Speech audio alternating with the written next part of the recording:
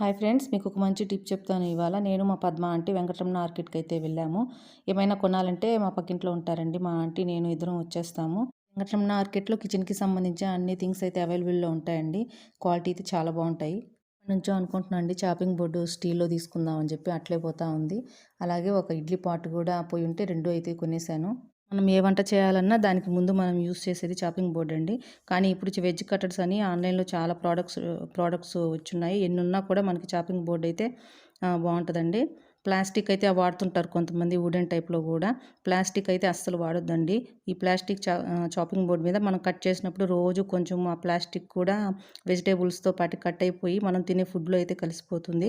So, మీరు వాడుతున్నట్లయితే ఒకసారి check జేసుకోండి. ఇప్పుడు స్టీల్ చాపింగ్ బోర్డులు కూడా ఆఫ్‌లైన్ అండ్ ఆన్‌లైన్‌లో కూడా అవైలబుల్‌గా ఉన్నాయండి. ఒకసారి ట్రై చేయండి. ఒకసారి కొన్నామంటే కొన్ని సంవత్సరాలైతే యూజ్ చేసుకోవచ్చు.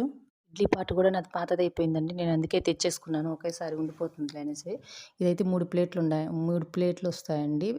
13 ఇడ్లీలు పడతాయి. ఓకే అండి. బాయ్. Thank you.